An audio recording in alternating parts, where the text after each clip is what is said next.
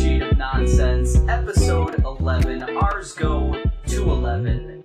This is the WandaVision Spoilercast. So we're getting in deep, boys and girl, and other boys and other. There's only one girl. We are going on a full spoilercast through WandaVision season 1. All 9 episodes. We're going to cover them. We're going to talk about the finale. If you haven't checked out WandaVision yet, why are you listening to this pod? Stop right now. Check out WandaVision. And check us out afterwards. This will air the Monday after WandaVision hits. So there's plenty of time. Spend that weekend.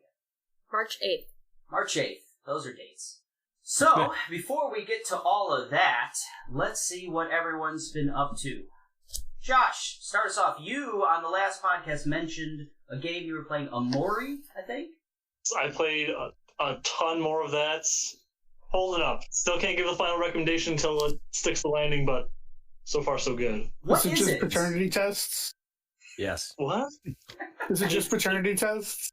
No, it's Maury, the video game? It's that delves into, like, depression, suicide, that kind of thing. It's fantastic so far. Okay. Sounds like a real, happy themes. Yeah. Uplifting type of game. WandaVision. How about you, Aaron? Anything you've been checking out lately? Yeah, actually, since I watched that Pokemon Presents, I got in the mood to play Pokemon. I stopped playing Sword pretty early on because I hated it. And I've been giving that a chance. Actually, once you get past the midway and it stops doing like the whole Kingdom Hearts 3 cutscene every 5 minutes kind of thing, it's actually pretty good. Once the battles actually start getting a little tougher and once it's actually harder and you have to pick a team, before the halfway point, you can just use anybody and blaze through the game. So I'm happy that I powered through and I'll finish it this time. But that's what I'm doing now. Nice. Cool. How about you, Tomas? Playing the same shit as usual. Been really busy since the last podcast, so I haven't really consumed any new media other than WandaVision for the sole purpose of this podcast. But I'm looking forward to talking to it, and talking about it, and did a little bit of research about, like, comic stuff, but yeah, other than that, just kind of working. Life's boring. Nice. I'm gonna let Nelson anchor this. Kayla and I just finished Call of the Sea. What did you think of how that wrapped up, Kayla? Well, you have 2 different ending choices. I was, I guess, left unsatisfied. Oof. Yeah, I kind of would say I felt the same way. It ended up being a love story, I guess, and a very tragic love story, kind of no matter what you pick. Aren't they all, though? Yeah. So if you're into that, I think it's worth your time. It's on Game Pass, and it was like 5 hours. So if you Puzzly. Yeah, I had a lot of trouble with the puzzles. Oh wow. That might be just me, but I had a lot of trouble. So maybe someone who's better at puzzles might be better at the game. Yeah, there were a couple that I just nope, I don't get that. But I desperately needed Kayla there to stop me from quitting. To tell you the truth, it was I don't know, I had a lot of trouble. But Mike, I know you had a pretty action-packed last 24 hours or so. You checked out Raya and Coming to America, right? Yep. Double feature. Watch them both. I probably go more in depth on those on the next episode. So, but enjoyed them both. Yeah, I'm excited. That will be the next episode. We'll go into some depth because me and Kayla will check out Raya, and I'm real interested to see what you thought of Coming to America as well. So, Coming to the Digit America. All right, so that's what everyone's been playing, watching, doing. Let's get right into Wanda. There's Wanda and Vision. let's dive in. Yeah, let's get in there. So, we mentioned in some previous podcasts that it kind of started, I thought at least, a little slow. There were heavy sitcom influences. Episode 1 and 2 took us to the 50s and 60s. How about Tomas? What did you think about the I Love Lucy type black and white thing that they were doing early on? Kind of hit a lot of good buttons for me early on. That's kind of what got my girlfriend to stick, because she knows nothing about the Marvel Cinematic Universe, but we were just so happened to be like watching the back catalog of the Dick Van Dyke Show, and that's what they portrayed the set of. So, like, it's like they immediately started. We look at the backdrop, and I'm like, Dick Van Dyke's like the living room from that show, and like sure enough, it was like pretty much exact to that. But so like we were kind of hooked immediately, like just from the aesthetic, just from what we were watching. That, and you got I don't know what the actress's name, but you know, you had Kitty from that 70s show. There's a few sticking points that like kind of immediately, like, I don't know, we just thought it was really charming. And I was just really excited that my girlfriend was kind of into it, seeing as she has like no interest in like comics or like stuff like that. So it's just, to me, I was like, yeah, we in this. So Deborah Jo Rupp. there you go. Yeah, a little bit for you, a little bit for her. Yeah, that's pretty cool. I definitely want to know the perspective of a non-MCU fan on all of this. I got to make a little note here to put the explicit link on the podcast, because all the Dick Van Dyke talk, it's a little much, Tomas. A little much. So, Mike, could you do the WandaVision theme from the early episodes, please? WandaVision. That's the episode 2. Oh, true. What did you think of all that? Just like the first 2, the black and whites. Yeah. Those were the 2 that premiered at the same time, and really liked where the show was going.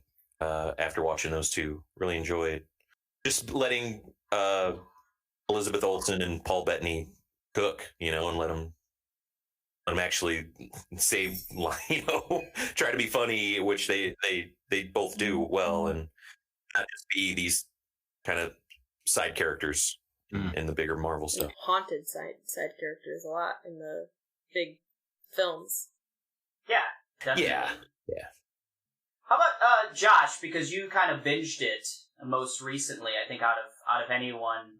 So you kind of have maybe the best idea of how the beginning went, as opposed to now with the finale and even through the middle.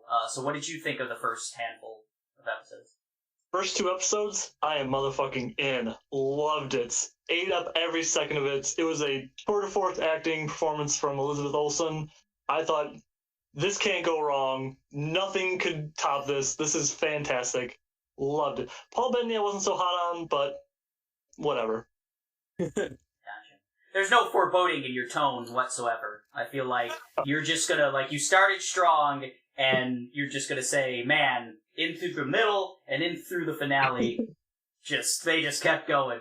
Especially that Paul Bettany. I know it. I know that's what's gonna happen. How about you, Aaron? I liked it a lot. I feel like, it is. I like the first few episodes, but I think it would be weird to think that the rest of the show is going to be good based on that, seeing as there's no story progression in the first 3 episodes. Into that. So it's good, but it is very slow, and 25% of the whole show has 0 story progression. Valid point. Yeah, I think I mentioned neighbor. I think I mentioned in one of the early pods that I kind of felt that it was a little slow for my taste. I love getting to see Paul Bettany a little more. I actually really liked getting to see any of his personality, and because Vision has been just I'm a robot, but getting to see him being comedic was a lot of fun. So that's what kept me going. Man, come on, it was great. Yeah. And I mean, Elizabeth Olsen was real good too. I think they played off each other really well. I don't think it would have just been fine to have Paul Bettany, one man show or something. I think that without each other, wouldn't have worked. But yeah, it needed to keep me going. I was a little scared. But on to the next couple episodes, we get to. introductions to additional characters. We get more of going into like the 70s, Brady Bunch, Partridge Family type vibe. What did you think about the first couple episodes, 3, 4, Mike? I rewatched the first, I think, 4 episodes. First time I was all on board. I like how it was like kind of slowly feeding you kind of things, and I think it's around episode 4 when they start opening up like we got to make this a Marvel thing, and we got to introduce this. You know, it's fucking their sword now. They got swords, motherfuckers. They ain't Shield, and Pokemon Sword and Shield. Upon the rewatch, it's like, man, these first few episodes are cool, but they feel kind of useless almost after knowing like the full totality of everything. I don't know. It's a strange balance. Yeah, how did you feel, Kayla, about them kind of opening it up? I think episode 4, you're right, that's really where we get to see a lot more of, like, Monica Rambeau, her character, and just, like, Sword in general. I think episode 3 was when we saw the first real world stuff. Episode 3 just had a little bit of it. But back to episodes, like, 1 and 2, yeah, there wasn't big things revealed, but I did like some of the little foreboding things that they did. Just like there were certain things that like Wanda would do and Vision would get a little confused by, or like Catherine Hahn coming in, and just like there were mysteries, and I liked like, who's the beekeeper? What in the world is going on? Like, what does that mean? Why is there a red helicopter over here?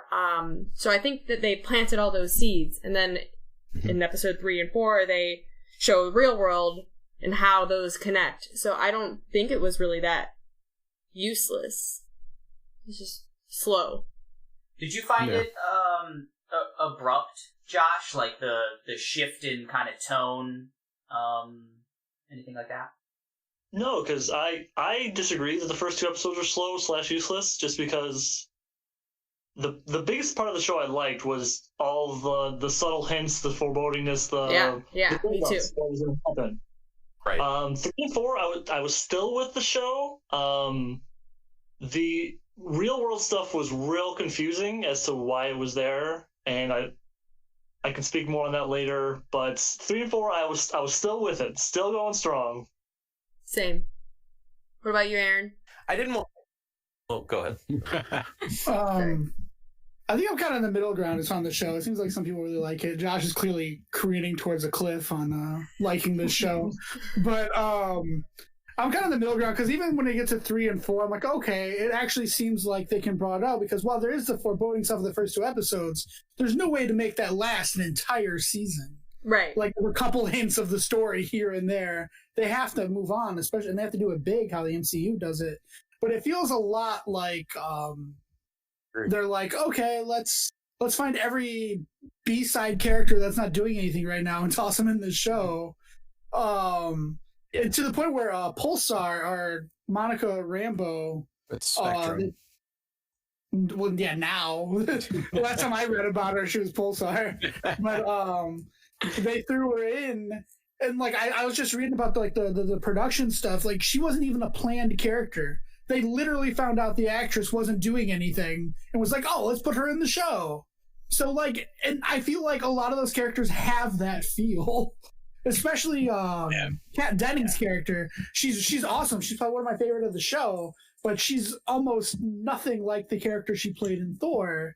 Like, she went from just like cracking jokes and not being serious to being the smartest person on the show who knows everything. What do you think of out-of-work actors, Mike? Well, You did just watch Coming to America she's doing too. fine. Fucking Two Broke Girls in syndication. She's doing all right. The outside stuff didn't do anything for him. Well, I take that back. I think it's episode 4 or 5 where we get like the hospital scene, and you see like the people coming back from the snap and like that stuff. I like that kind of world building where the day that they come back and you're seeing like, yeah, people are probably just dropping into hospital beds with someone already like laying in them, because that was where they like. I would assume that's how that would work. Like you just pop back up in the last spot. Seems like but anyway, that was nice to see. I it's always something you think about. So and it tied it in. Yeah, I really like that. And then everything else outside is not. I don't think it was needed. I think you could just kept it in Westview for as long as possible. The show wants to be Lost or like Leftovers or any other Damon Lindelof thing, but they just fail at it. I don't know. Oof. Yeah. Well, they had to go outside because they needed to introduce the vital character of Jimmy Woo, aka the glue that hold the show together. Jimmy Woo! No. The best character. Oh, you're saying boo to woo, Nelson? Woo woo. Oh, no. I say woo, boo you. woo, woo. I think it was acted really well. I don't think his character was needed. All of that stuff outside is at best is just okay. It's man, we gotta make this thing funny. We gotta get some jokes in here. I think they had potential. I love Lucy jokes. Like in the later episodes, or even like they start teasing things like, "Oh, we're gonna call the astrophysicists." Who was that? Aerospace engineer. Okay. Whatever. Whoa. There's a lot of characters early on, like they try to. Dottie's gonna be this important person in this Westview world. Like, Nope. Nothing. You keep hearing about Ralph. Who the fuck is Ralph? And then you eventually find Who the fuck is Ralph? Wait, they mentioned Ralph like previous to the end? I mean, you find out who Ralph is at the end. I don't remember them ever Any mentioning eggs? like Evan Peters is Ralph Boner. No. But Josh. He's Agnes's husband. Oh, Ralph never brings won him up. She brings him up every episode. Oh boy. Yeah. Okay. Gotcha. Yeah, they would call about- for punchlines in the first few episodes because like their anniversary date. sitcoms, it's always husband jokes. Like I can't get my husband off the couch. Like Yeah, she makes the little jab about they would have to make a beer named after our anniversary date for my husband to remember it. So Gosh, that was like first episode. Well, yeah, that's weeks ago for me. So I guess yeah. Yeah, I didn't catch that either. No, I obviously yeah. You find out who Ralph is later on, but I didn't. Ralph And Macho. it's gotta be like actually not her husband though, right? Yeah, because where did she come from? Who knows? Who fucking knows? So She had a dungeon under that house, though. I'm hoping It's you like guys thousands can of fill in years some of the old. Billy Blanks. I feel like the show. the Billy Blanks, yeah. Blanks. I remember him. Agnes mentioned him all the time. She said, "My husband Billy Blanks. If they named a beer after him, something." He called Tybo. What are we talking about? Billy Blanks. That this is went the off the Billy rails Blanks. hard. So into the middle innings, yeah, into the middle episodes. Middle. Give this man a baseball. He's dying. We had yes, please, you're right. Let's do it. So we definitely, I felt like there was a hard shift. In like the tone. You definitely it was a mystery show for the first couple. Well, it was a sitcom, and then with little tinges of Easter eggs, mysteries, little breadcrumbs of like, oh, what's going on here? Everything's not right. And then you just like you spent so much time outside of Westview in 5th episode, 6th episode, except on to the finale, basically, that it felt jarring for me. Did anyone else feel that way, or am I alone in that sense? it felt like a completely different show, honestly. Oh yeah. like I don't know. Anytime it made any sort of jump, it feels like you could watch the show, and they have 3 different shows that they could have like went on that the different to feel. Like if you had the first part, and then the middle and the end, all have 3 separate feelings, which I guess may have been what they were going for with the whole like different decades of sitcoms kind of feel. But like you can almost see like parallels. Like as soon as Kat Dennings drives through the barrier or any of that stuff, it feels like a different thing is happening, and it's kind of weird to follow. Big question. So, do you think that because it was a show, like because it's obviously longer, like do you think if they made it a film and they cut out a bunch of the fluff, that it would have been better? I think it would have made a better movie, yes. Wow. Absolutely. I feel like they added stuff just to make it longer. Just because they had the time, I feel like they try to shove too much shit into it, to be honest. Man, But I I almost combined some of those sitcom episodes, like jump a decade and more than once in an episode, and the whole show could have been 2 or 3 episodes shorter, and nobody would have noticed. So. I almost tend to disagree. What do you think about it, Josh? Episode 5 is when it started to lose me. Episode 6 was the foretold Halloween. cliff where Oh, wow. 6 is really Episode my 6 was the Halloween episode. that was awful. It was just no. It's peak of the show. Oh, I boy. disagree. The moment when Vision figures out what's going on, and Wanda's like, I can control you too. It's like, yeah, you can. You have already. Why is this a conflict? And just all logic went out the window, and I was done. I was out. Ooh. I definitely agree with him there. That's actually how I view the rest of the show. It'll come up more when we talk about the end. Yeah. But from that point on, it's hard to see Wanda as anything other than the villain of the show. Like, She is 100%. She is, yeah. there's not a single other character in the entire show who's as bad as her. Like she is the obvious villain of the show. I don't. And then Which is Yeah, I a like that thing, but they didn't go far enough. They didn't. Like, she needed to I be agree. pushed further.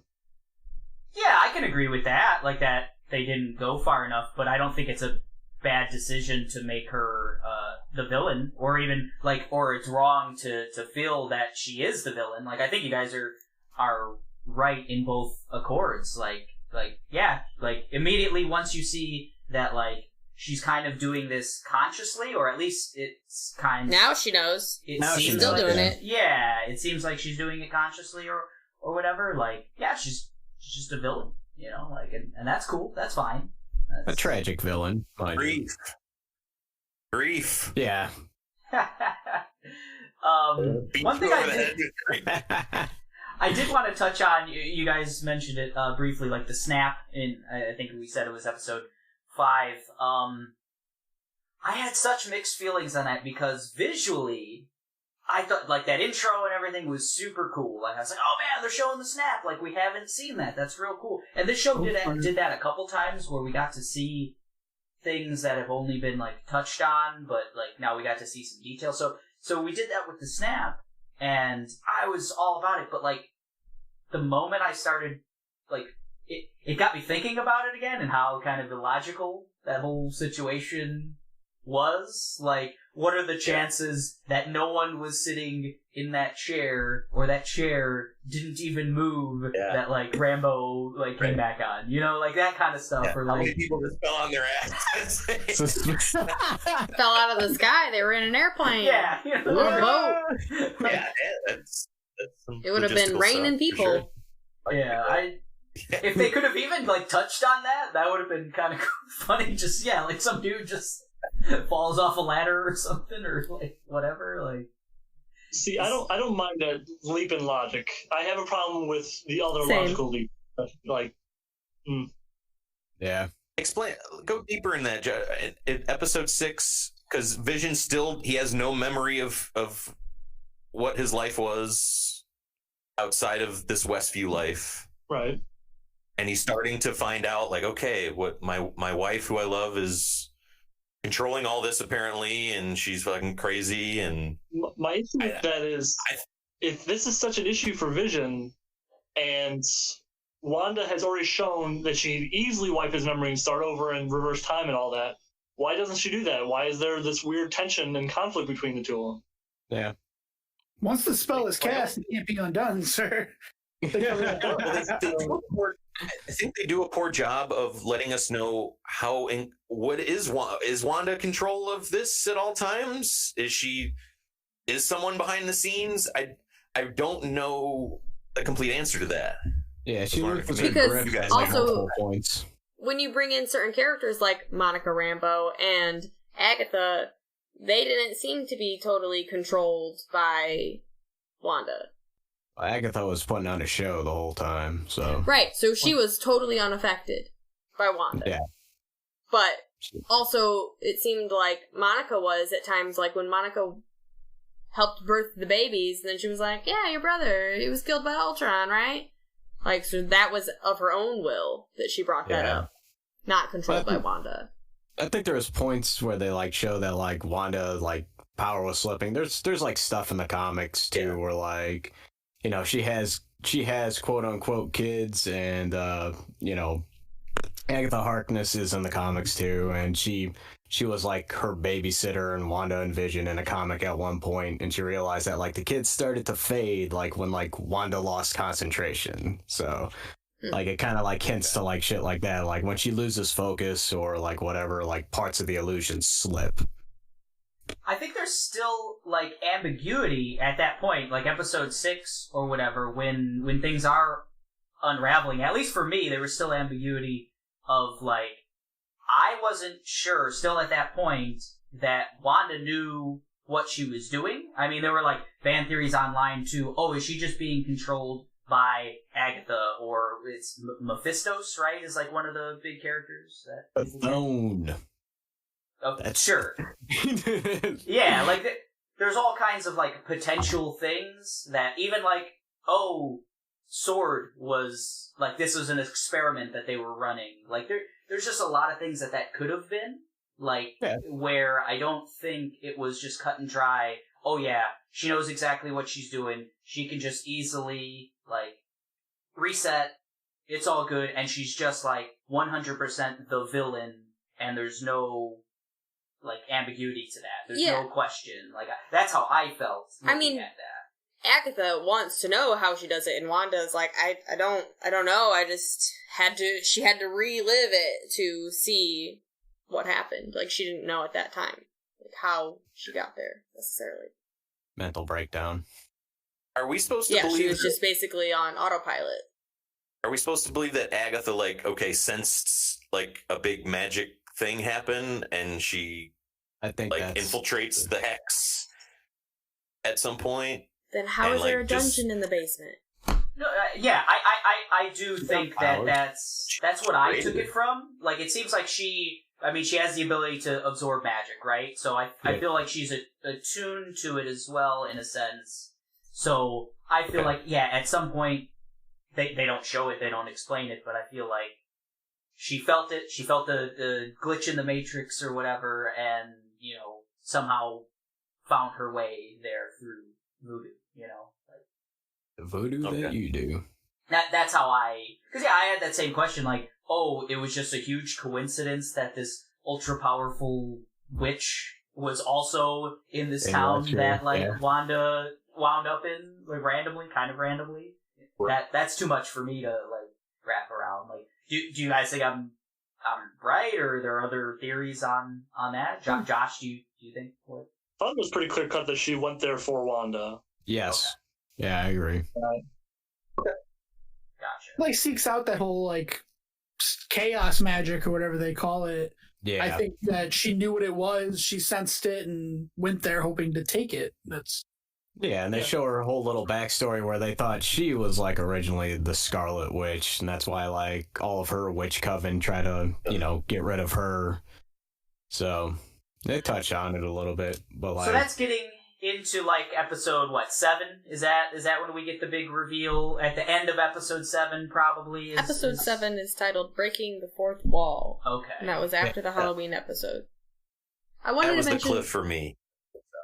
I liked for the Halloween episode that they were all dressed like who they truly were, including Agatha. Interpretations.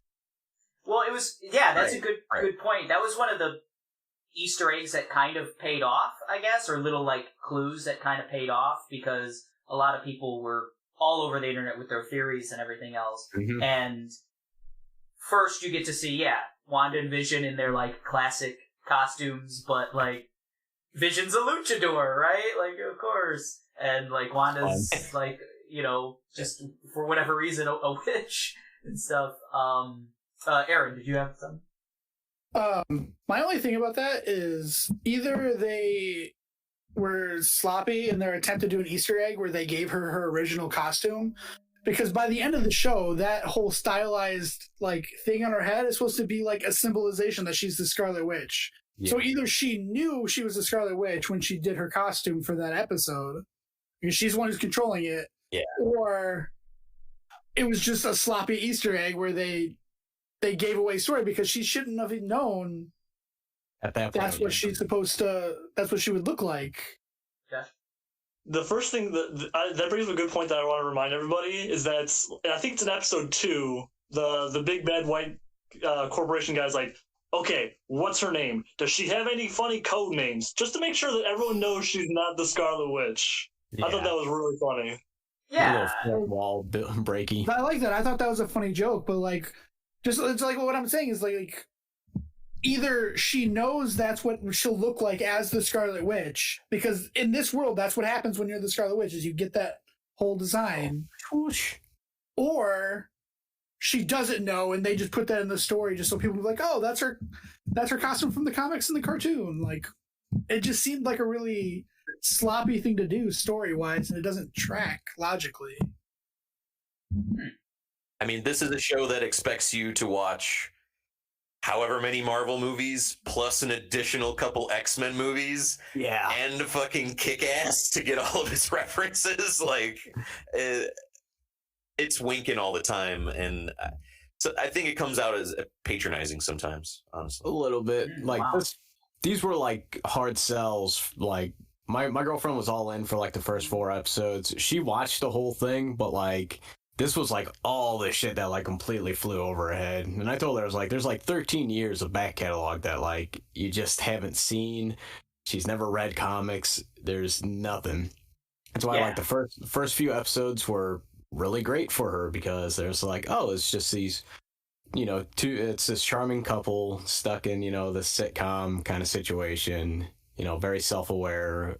But yeah, it's like this will like, I think episode 3, like I had to like sit down and like explain everything, like try to the best, because there's, you know, it's like you also have to have like, I have to dissociate like what I know about the comics from what they're portraying in the show, because they're only going to put so much of that in, and there's a lot of winks and nudges, and like they like portray certain aspects of like certain things here and there, but they don't go all in, and like I don't think any single one of the things. But and you know, like, that's fine, but like it's hard to like kind of explain that to somebody who has no prior knowledge to any of it. But does that just add, like, does that just add to it for a fan, or do you like really have to know what's going on? I feel like I enjoyed it more because I knew what was going on. Right, it adds to it. I feel like my girlfriend was more so just like, we would have to pause episodes multiple times, and she'd be like, what the fuck's going on? Why is this happening? Or, you know, X, Y, or Z. So it kind of took away from the experience. Yeah, I want to go a little deeper into that near more the end of the podcast, but keep that in mind. I have a kind of a theory on that, and I do want, like, from like your girlfriend or non-MCU person's like perspective, you know, if you can give that, Tomas. But in regards to, you know, leading up to the finale, and then even after the finale, we got, like, it just became a MCU slugfest at that point. I mean, it's all special effects, it's all magic and fights, and 2 visions at one point. The big, you know, stinger at the end of Vision. episode 8 was that there's a white Vision as well. So once again, that was kind of jarring. I mean, already through the middle episodes, you had a ramp up on action, but then by episode, well, certainly the finale, I mean, it's just a slugfest. Very, special effects and everything else. Seems like that's kind of the consensus. How did, Josh, you can start it off, how did kind of the last couple episodes and the finale leave you? Burn it down, baby. It was kind of laughable because, Agatha's this centuries-old powerful witch, and she can't do anything. Like, her power is to absorb other people's powers, but she does nothing with the power that she's given willingly. It's like, she's not threatening even a little bit. Like, it's her costume's so silly. She's hamming it up so hard. Like, no thanks. I will say really quickly though, I was super happy with the Vision fight. The logic off was awesome. I think White Vision should have put up a little bit more of a fight in the lobby. He's like, oh yeah, you're right, and that was it. I would have really liked them to just sit down and just hash it out. No flying lasers, no intangibility. Just sit down and talk. Just chess. Kind of reminds me of the Scott Pilgrim Nega Scott fight. Just sit down and logic it out. They're robots. Like, they can. That's their main weapon. It should have been, but. So Vision's main weapon is just logic. It's not his laser beams or anything like that, right? Against two people who are invulnerable, like, they can turn intangible. There's no way they could hurt each other. They should have sat down and logicked it out. Yeah. They did. But it should have been longer. Whole episode. Whole episode. As the most logical of all of us, Aaron, what did you think of the logic off? I really liked it. I thought it was awesome. I thought like originally what you're saying, the whole just special effects, fighting in the sky. Like, okay, how many more times is he just going to absorb a punch and then pull him around? We have to watch this for the next 15 minutes. I thought it was really cool where they have to try to convince each other that the other one is the real one, so he should die. And then like, oh, I'm not the real one. I don't even remember being him. And I like that a lot. But also to go back to what you were saying about like the whole Agatha Harkness thing, like with the exception of her being mean-spirited, like they try to make her look like maybe she's the bad guy, but really from her point of view, she talks about how the book says that Scarlet Witch is going to destroy the world. So she's there basically saving the world from this person who's enslaving and torturing all these people, including Vision. And we're supposed to just buy that Scarlet Witch is finally doing the right thing by fighting her. You got the Monica Rambeau nod at the end. She's like, I would have did the same thing if I had the power. Like, oh, so you're a bad guy. So, yeah, everybody is a bad guy. Well, that to an extent, like, I understand that. But, like, the whole I'll do the same thing. But the problem I had was she's just like, those people never know what you gave up. Like, those people that you've held hostage for weeks and ruined their lives, they'll never locked know their children in an attic. Isn't that kind of one of the biggest criticisms you can do about the entire MCU, though? Like, I mean, all of these heroes, you can question their, like, how much destruction, how much, like, political, like, power they've had throughout the 13 years of the MCU. I mean, it's just kind of hey, the military-industrial complex is really cool, right? Like, that's, like, kind of the end result of the MCU, or the thesis of the MCU. Like, so I feel like that's the same thing as, like, yeah, Wanda has these crazy powers, and let's see what they do, and let's not worry about, she enslaved a bunch of people, that kind of thing. But it's brought up as a main point where there's this triumphant moment when she finally lets them go. Like, no, it's not triumph. She's just evil. She's just a villain. Like, they were still pissed at her. Right, but the mean mugger, she's walking down the road. The score swelled. There's this big triumphant moment of her giving up the power. Like, no, she's a villain. Like, to add to that, she stops letting them go to protect imaginary children. Yes. So she's like, oh no, I'm not gonna let all these real people live their lives. I have to protect these people I made up that have existed for 4 days. In the immortal words of Jim Ross, it's real to me, damn it. Well, Jim Ross is 100% correct, right? I mean, but isn't that the thing? Like, with great power comes great responsibility. I know I'm the first person to ever say that line, so we're gonna TM that one. But like, if you do put any thought into it or whatever else, yeah, what would you do with crazy witch powers or whatever? Like, are you really saying that, like, there's no chance that any of us would do the exact same thing, or something similar? Let's see, something similarly, like, destructive to people's lives. Like, it's the old adage, absolute power corrupts absolutely. You know. Yeah, so I don't think it's. I don't know. Like, I look at it and you're right. Like, they frame it like with the score you said, Josh. Like, it's a triumphant score and stuff like that. So they do frame it as, and yes, Wanda is a superhero or whatever else, but like, she's an Avenger. You can still, like, feel the same. Like, you could just feel that, yeah, she's a villain, and like, I don't like what she does, and that's not a like. I don't see that as a bad thing. I see it as, like, an interesting thing going forward of, like, how much more are they even going to play with that?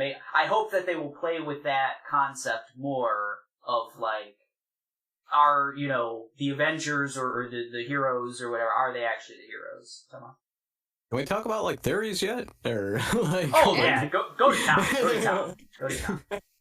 Josh is cutting me off, but we're still talking the show. Okay, well, you know this is supposed to tie into the next Doctor Strange. Like, I thought that was common knowledge. So I was like, you know, but like, they're probably. I did not know that. Oh, okay. Well, like, now you know. Thanks, Tomas. Well, for me, I think they're just building it. Like, she's probably going to be like the antagonist for that next movie. Or something along those lines, because it all deals in the realm of magic, and you know they brought in the wild card. She's not a villain. She's like Vegeta or something. She'd be reading that Darkhold real hard, bro. If you know she wants to learn how to control her power. No, her power is granted by this evil, like, elder god called Chthon, who's prophesized to destroy the world. So what's up, Mike? I just don't think they're gonna make her a full-on villain. They leave her as like how Batman is with the Justice League. She'll be able to come in and out like whenever she chooses, kind of thing. I don't think they were, you know, willing to do that. I wish they would have, like, really went harder in that her grief and everything has forced her into to just be a different person, like, crazy. So, like, I get it that's probably where they're going to go with Scarlet Witch, but I'm looking at this as a piece of media, as a finality to it. The final episode treats her like a hero. You have Monica Rambeau, who's kind of the audience surrogate, like, you did the right thing. You got the triumphant sword, you've got all that stuff. She gets her piece at the end, like, kind of, yeah, whatever. Like, seen in the lens of just the show, they don't treat her like a villain, and that's a bad thing to me. I agree. Yeah, I just think that's a recurring theme. Like, if you think a little past the surface, like, you could pretty much say that about almost every MCU movie. I mean, pretty much. Iron Man. Yeah, any of them. The property damage alone, the loss of life, the inconvenience to people just by them existing, like, just by them, like, but existing. Let's think of Iron Man. This show ends as if the Iron Man movie was reversed, where at first Tony's like a pacifist, and then he's like, yeah, weapons are awesome. That's the kind of weird shift that it is to me. Like, Tony redeems himself by like, weapons are awful, I'm gonna give them up. Whatever. I've done wrong with my life for capital greed. That's his story arc in that movie. And this, she's just an unrepentant villain, and she gets away with it, and no harm comes to her, and it's like... But her story's not done. And also, Tony then goes on to make a world-killing weapon in like the next Right. movie. So like, Technically, it was Hank Pym in the comics, but well, but in the movie, Ultron was created by Tony Stark, yeah, I know. secretively But then he behind made everyone's Vision. back. Right? Yeah. So I Tony mean, does a lot of stupid shit. the literal. Yeah. I think Right. the point is that like, Tony Stark person. right, but like they do things that end up being bad in response and trying to do the right thing. She literally did the bad thing in an attempt at doing the selfish thing. Like, it wasn't like she's a misled hero or she's in a gray area. She literally was trying to do something bad for a bad reason. She had a mental breakdown. And people But also- give Tony Stark shit all the time, too. That's the thing. It's like, even though he's trying to do the right thing, they're like, yo, Tony, you fucked this up, man. So... And I think Civil War. I think like Yeah. Wanda will be that character going forward. I feel like the world, whoever is aware of Wanda, like definitely like Sword and stuff like that, like she's going to be an antagonist at very least to them, you know, and maybe she'll be the antagonist in, you know, Doctor Strange or something. Yeah, like that, I mean, you know? we obviously know her story's not done. That was the whole end credit teaser. So Right, Well, but I again, think just that's- like Tony Stark said, I'm looking at it as a piece of media, as a this is Single. the show, put it out, because there's probably not going to be a second season. Like, this is the No. show. I agree. No. it's called the series finale, episode 9. So Yes. Oh, very nice. So I like that, actually, Josh. That kind of is a good transition, I think, towards what I wanted to touch on.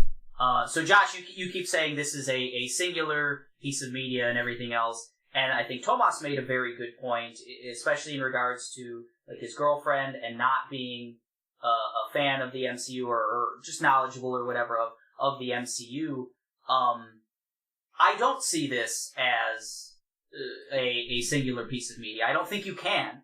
I don't think anyone can watch this without any background whatsoever and get like even the smallest bit of like okay, that's speaking too much, but like I feel like it would be very difficult to just watch this blind, knowing nothing about the MCU or whatever else. I don't see the point. They started out that way. The show kind of starts out with there's not a big barrier to entry. Mm-hmm. And that's Agreed. why I was saying that those first few episodes seem so weird, because then they go, boom, punch you in the face. Here's everything. MCU. Right. Like, Yeah. But it is a they want to have their universe. cake and eat it too. It's a mess of a show. I enjoy it overall, but it can't. Right? They wanted it to be like its own thing, but then at the end they can't. It has to be. It's the MCU. Like their whole thing is twisting everything together slowly but surely. Boom, it's connected. At the end of the day, I think it would have been better off as its own thing, and because honestly, all the big tie-in stuff kind of fucking lame. To See, be I honest don't. with you, I think they could have made just a really singular, cohesive thing. I think that's what Josh wanted. I think that's what I wanted too. Yeah, towards the end. Unfortunately. So you're just going off of the fact, like basically the first 2 episodes. Those are the only 2 episodes where there is very, very little. You have to know who Wanda and Vision are to be able to understand that. I can. But they don't even know who they are. Yeah. Like, in the show. In like- some regards, Well, you yeah. also keep in mind in Spider-Man, they didn't rehash his origin story. You watched it. You didn't have to know who Spider-Man or Peter Parker was. You know who he is. They'll assume you know the general stuff. Spider-Man is like Marvel's bread and butter. Like, he's their golden boy. You can repack Right, and sell that Wanda thing. and Vision are not Spider-Man level of knowability or whatever, but if that's even a word. So, But you could have done that. Like they weren't important in any of those things, really. Like one guy was a keeper of a stone.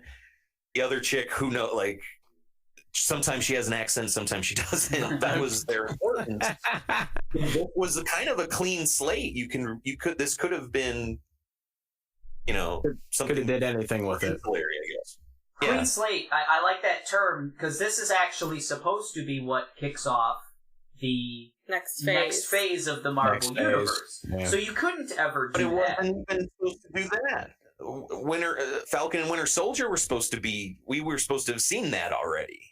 So it doesn't really seem like the pieces are so interchangeable. Like it seems like filler. I feel like sword stuff could have probably been done better with Falcon and Winter Soldier, like kind of like backdrop. It was cool with like the conspiracy theory stuff going on, and like one, they don't even portray sword as like what it is in the comics. They're supposed to be like shield is to the Earth, sword is to the rest of the known galaxy and universe. Yeah. Now they're just like this other intelligence organization that wants all of Vision's vibranium. That was my question about sword. Is that why are they the bad guys in this? Like they're not doing anything wrong. The case with like Agatha, where they're being portrayed because they're mean-spirited in the show, but they're not actually doing anything wrong. They're doing their job. They're portrayed as being bad because they're mean-spirited. But like when they were trying to make a super weapon. Yeah. Right. I mean, they did. That's just what government does. Super weapon for good. Yeah. Yeah, see? They didn't say anything like, oh, we're going to take over the world. They're like, no, we need this to... You don't know what it was like when you were gone. We need this to protect the Earth. Like... Yeah. But that's... Okay, but that's Tony's argument, and that is the crux of, like, Civil War, as an example. I mean, this is the recurring theme of the MCU, of that, okay, who should have the power? Like, these governments who have shown, like, corruption and the ability for, like, Hydra to, like, get in it, like with S.H.I.E.L.D. Hydra, like, infiltrated, and S.H.I.E.L.D. obviously, like, was shady in a lot of different ways. But also, on the other hand, our heroes, our Iron Men and our Captain Americas and stuff, do you trust them anymore? They all do shitty stuff too. So, like, it's kind of... I think S.H.I.E.L.D. is just, like, exactly the same as... Or, sorry, Sword is kind of framed in almost the exact same way in that sense. Who watches The Watchmen? That's the age-old... but it's about portrayals and how they are portrayed as, oh, we're a shadowy government organization who is bent on... Like, they did nothing wrong. They acted reasonable, like, most of it. Like, just because they're portrayed as villains because we have a connection to Wanda and they want to stop Wanda. So therefore they are bad. But then stopping Wanda is the right thing to do. Oh, that's they did, like, tear up somebody who we see as a person, Vision, too. I mean, they were treating... Yeah, he's dead, and Hank Pym does that in the comics anyways, too. It's like they're rebuilding White Vision. Sorry, White Vision is just a nod to the actual comics and what happens. They rebuild him, and he has no personality traits. Like, he loses all the special Vision stuff. But that's the, like, moral, because we have an attachment to him, and Wanda does it as well, obviously, and to see him all torn apart and being just poked and prodded and becoming a super weapon for them, you know. Right, yeah. But that's why I think the show is very shallow, or rather lazy, is that they don't really give Sword, like, they just, they're evil because they're against Wanda. That's it. Don't think about it too hard. Moving on. Like, they're not, though. Well, I think there's, near the middle of the show, there's a little nuance, I think, because when you start seeing, like, Wanda as more of a villain, I think you can make that decision, like, oh man, like, S.H.I.E.L.D. might be in the right here, especially when you start seeing her, like, point all the guns at the people, or, you know, like, do things like that, knowing now that, you know, because, like, going into it, like, you don't know really anything, like, what's going on. Like, you can make an assumption that Wanda is just doing this all, like, selfishly or whatever else. She's in complete control. Or, like, there are, a million fan theories of she's being controlled by someone, whether that's Agatha, whether that's, you know, some other being, or she's just uncontrolled in some way, shape, or form. She's just off the rails. Yeah, and then for Sword to just be so, like, aggressive, even to the sense of like, yeah, it's their job to protect people, but like maybe this isn't the right way. Let's maybe try to negotiate as opposed to just like send a bomb in on a recon drone or whatever. Like there are other options than what they like just went in hard, right? Like I mean, But knowing you can't win it, that's not what I'm doing. You know, this comes from a universe where like literally half the world, well, half of the known like universe or galaxy or whatever was eradicated. Like, so you got to imagine like all these entities that be are like really on edge because they just went through all that shit. Right. And the world was almost destroyed, so it's like a little more cautious with how they step. So But even like that's a valid point, but even beyond that, she is a known terrorist who's taking 3,000 people hostage. Like, there is no being aggressive. They have to stop her. Like, she's a superpowered that is uncontrollable and has created a pocket reality. I'm sorry they said that seems reasonable to me. Yeah, I agree that she's the unhinged, villain, too. but yeah, she's right. She is on a mental break. Like in but the you com- just- yeah. Go ahead. No. You're- Oh, no, in the comics, she like literally hijacks Charles Xavier's brain to like create a whole nother reality, and then she also eradicates 98% of like, well, it doesn't eradicate it, but like she gets rid of like 98% of the world's mutant like powers, like people like literally like they show like little nuances of like scenes of like people flying around like two like fire powered like mutants flying around on a romantic date, and one of their powers just disappears while they're flying through a volcano and stuff, and he just immediately starts melting and shit like that. And so there's consequences, like regardless of whatever her intentions are, there's consequences to her actions, and they're catastrophic in some regards. Of So, course. Oh, yeah, and I think knowing all of that, maybe you want that person on your side as opposed to trying to use a conventional weapon. Like they at that point they have to know the extent of her power. Like, I mean, she's created her own reality. She's done all this, and they're gonna try to bomb her with a drone. Like that just like whether they're like bad guys or whatever, they're just dumb. Like at that point. But they don't know the extent of her power yet. That's the thing. It's like they have an idea, like, and they realize that she's potentially getting stronger. As the barrier around this, city gets bigger, she continuously shows that, like, she's becoming more in control and more, like, it ramps up aware throughout the series. So it's like, okay, well, it's like, let's strike while she's at this point, I think is the ideology that they have right there. And I know originally they're like, okay, well, how the fuck did she create this, they were trying to rebuild Vision. So I know one of their initial, like, things was, they're like, she has a fully functioning, like, version of Vision in there. How the fuck did she do that? So, like, they got their underhanded reasons for doing some of the things, too. But, like, by the end of the day, like, she's like one of the most like destructive characters in the Marvel universe, even like comics or this. Like, I've watched a few theory things before we did this, and like a lot of people just consider her like the most like dangerous character in the Marvel universe right now, the MCU, because she has all this power. And like if you look at Doctor Strange, even though he's a magic wheelie dealy guy, a lot of his all of his power is borrowed.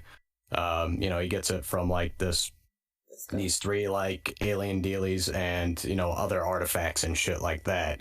All of her power is inherent or within her, and she has like the powers to actually just like make shit pop out of like nowhere. She warps reality.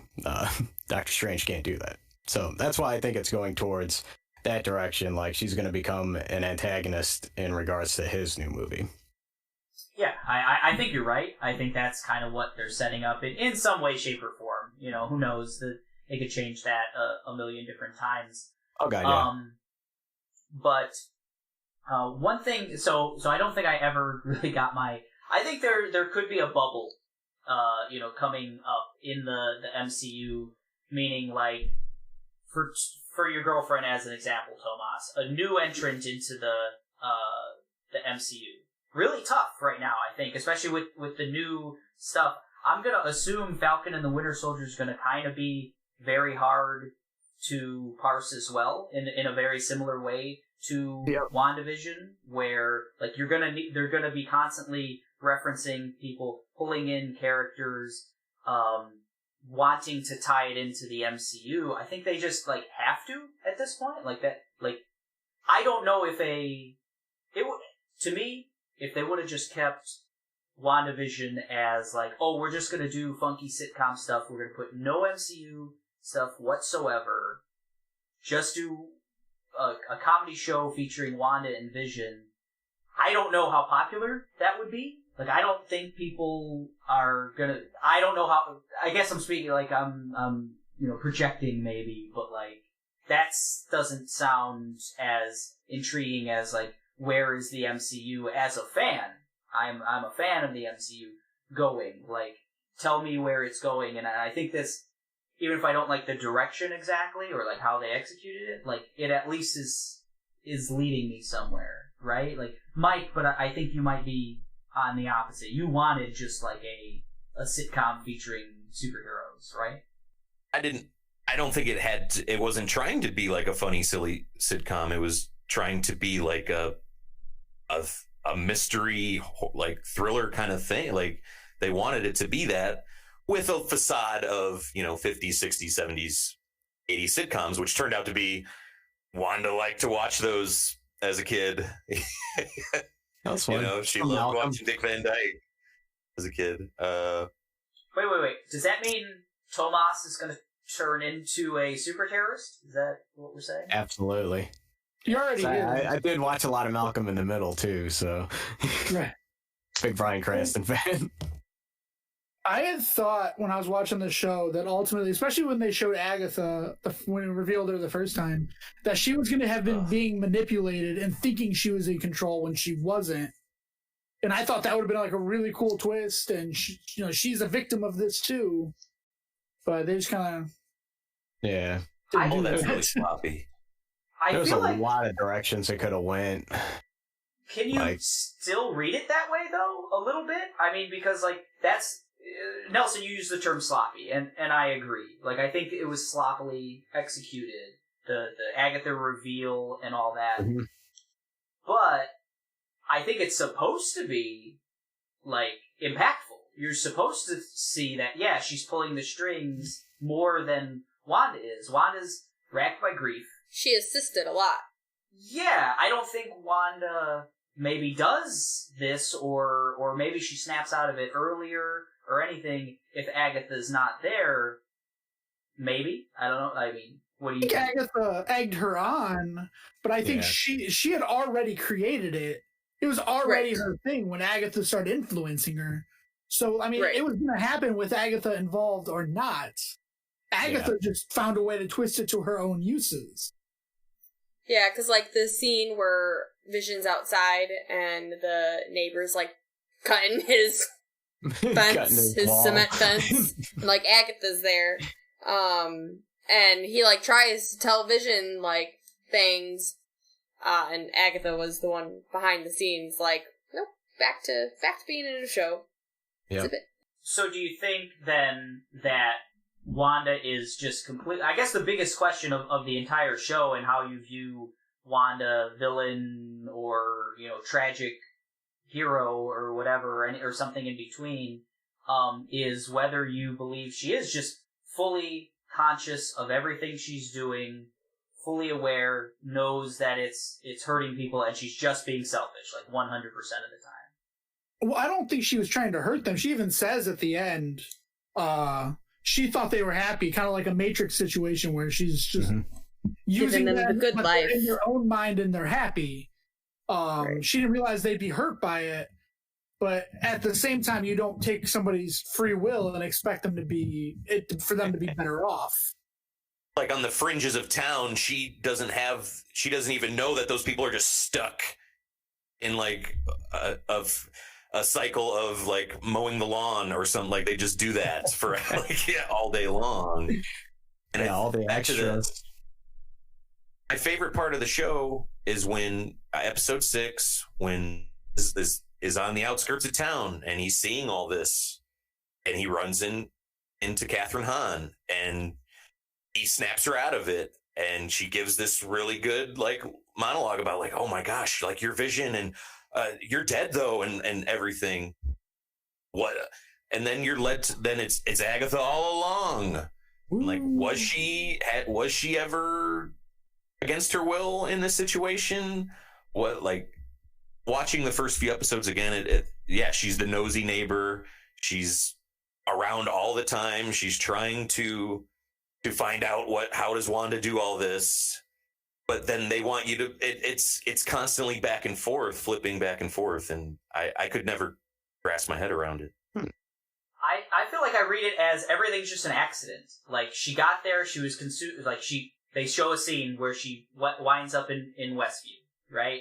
She's racked by grief. She, everything she saw her love being, like, ripped apart in a lab and everything else. And, like, she still doesn't have a complete control over, like, they've, in the MCU, when they've shown Wanda, they've shown she does not have a full grasp of her powers. And they touch on that multiple times. Agatha constantly says that, oh, you don't deserve your powers, you don't know how to use them, blah, blah, blah, blah. Mm-hmm. That, so she just, like, a snap happens, whatever, she, like, shoots her power out all over the place. And, like, I think you have to make the decision right then and there once you see that, and once you're watching the show, is she conscious of this, or is she not? Because it changes, like, the whole narrative, right, Aaron? Well, to an extent, like, when you first go into it, you can definitely think, oh, she's not meaning to do this. Her powers are protecting her because her mind is subconsciously trying to protect her from all this. But then there's, like, the little breaks where you can tell, like when the guy from S.W.O.R.D. on the outside climbs through the sewer or whatever and is coming up, and in the middle of talking to someone, she turns around and says no, because she knows what's happening and that he's infiltrating her world. And then later on, like, as Vision gets more knowledgeable, as Rambeau gets into her world, and she stops them from interfering with how she wants things to go, she clearly has some control and some understanding of what's happening around her. Right. Or is it like some kind of magic spell that doesn't allow her to do it? I don't know. Sorry, John. Like the Rambeau, when she gives birth and she mentions Pietro died to Ultron, she uses her actual powers in that scene. Like, otherwise she's been using, sitcom powers, whatever. But she actually goes full, hey, I'm Wanda Maximoff. I'm going to use my Scarlet Witch powers very consciously.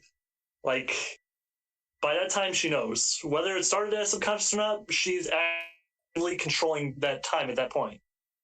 I think it's a mixed bag. I think she is aware of her powers. She's not really completely fully in control of it. At times, I think she is. I think that this is more back to, like, my theories about, like, they introduced the Darkhold, which is, like, a book that was, like, written by Chthon, which is the aspect that gives her power. He's the bearer of all chaos magic. When she was born, he put, like, a part of himself in her as part of the prophecy to use her as a vessel to come and destroy the world. And at the end, spoiler alerts, she's, like, reading, the Darkhold and, like, trying to get a grasp on her powers. So the idea is, like, who's really in control? Is it this entity Chthon at all times, or is she in control sometimes? And so I think it kind of snaps back and forth between that, or at least that's where, it's like, I'm thinking it's kind of like, I'm thinking they might go, like, kind of a Dark Phoenix kind of, like, route with her. She's not quite in control, and she kind of loses that control at a certain point. It's like the whole idea is she bad or is she good? Is she really fully in control at all times? Is she constantly gripping the wheel? That's why it's, like, more of a tragic kind of, like, idea in that sense. She's dealing with, like, power she has, like, very little knowledge or control over. So that's just my spin on it. I think that's a really good point. And I think that's what they were trying to do, where they're trying to walk this fine line of, there's the, she's unconscious of it and she's conscious of some of it, and she can be used for good or bad. And it's showing, like, previously when she did things for good, such as, the bigger Avengers movies, is done for good. And when she goes to selfish, can be do for bad. But I just think it's a fine line of making her good or bad. And they're just kind of, like, stumbling in a circle around the line instead of like trying to follow it and make it seem like they're not making it follow a line of she could be good, she could be bad. They're just kind of making her bad, but think like, well, maybe she could be good. They have a history of kind of retconning little details and stuff like that, whether you like it or not. But like, as Tomas's point with Book and Cthulhu, that's the Chthon, sorry. It's like Chthon, some elder god. Sure, yeah. So there's elder gods, there's evil books, there's all of this, crazy magic voodoo stuff. Chaos I magic. feel like it would be super easy to, whether that's in whatever the next MCU thing is, or the next time we see Wanda, where, oh yeah, it was just someone controlling her like the whole time, like giving some more concrete details, as opposed to, because we're kind of left ambiguous. I don't think any of us have the answer at this point, right? 100% of, like, I don't know. Like, do you feel like, Josh, do you feel super confident that, like, she knew what she was doing most of the time, or at least in the times where it mattered? Yes. Because, again, I'm viewing this as a standalone piece of media. Doesn't matter what comes down the line 3 or 4 years from now. This is the story they're telling right now. The story has an ending. It's going to obviously go into something else, but this is the end. And this is the story they told, and I disagree with everything. God bless you. They can't do it. Like we said, they can't do it, unfortunately. Yeah. Can we talk about the Skrulls now? Yeah. Why? Yeah. So I did want to. Oh, John, what's up? Before we go into that, I would like to touch on Monica Rambeau and how pointless her character was. Huh? Spectrum. I said they added her as an afterthought. So And it really shows, because, like, why did she care so much? Why did she want to, like, keep going into the bubble? Like, she had no personal stake in this. Like, It's her job. They It's her need you duty. to know Captain Marvel 2022. Like, they have. That's all. That's the only reason she's in there, Josh. Yeah, it's she's all very also a shoehorned. Captain Marvel character, and she has very similar powers to Captain Marvel. How did she get her powers from Wanda's chaos magic? she already had them. I don't think the implication she Yeah. got from the magic. I think Oh, she. that's what I got. No, I think they were just Stress-related, trying like, to show themselves. Sort of like a backdoor introduction as her as Captain Marvel 2 or Pulsar, Spectre, whatever she's going to be now. Spectrum. I mean, does it really matter in the grand scheme of things? Like, she had them. They were in her. They mentioned her genetics at one point, like that. It's rewriting her genetic code by going in and out of the thing multiple times. Like, so whether that's rewriting it in the sense that it was already there but needed a little boost, or like, I think somebody at Marvel dropped the ball. Yeah, what I care about is this specific story, and it was so unbelievable that she kept trying so hard Yes. to, 1, forgive Wanda, and 2, to keep getting into the situation. She wasn't trying to save the people. Like, she was trying to help Wanda. so do you think her experience with So I know you're saying, oh, this is one piece of media, but like, you can't just like divorce Monica from her experiences with Captain Marvel. Like, she had, as a small child, she had like experiences with Captain Marvel, and if that was Captain Marvel in there, a superhero being like persecuted for their abilities, basically, for their actions, their abilities, whatever. For their actions. Sure. Yes. But I think she, right away, she's like, there could be nuance here. I don't think she knows what she's doing, because I've been in there, and it doesn't seem like she knows what she's doing. And if someone was mind-controlling Captain Marvel in front of me, and then you guys tried to blow her up with a bomb, I would not be cool with that. Like, But also, they all know Vision's dead, and there's a Vision in there. Like, I don't know, just to me it seems so weird that she was so focused on Wanda and not the 3,000 people she has kidnapped. Like, right. she should care about that too. It definitely seemed like an afterthought. I feel like somebody at Marvel's like, oh shit, we got to get this character in somewhere, and they just kind of, She lost someone too, Josh. Yeah. So did sure. so did half of existence. Okay. I think you needed a voice of reason. I don't think it needed to be her. I do feel like Jimmy Woo.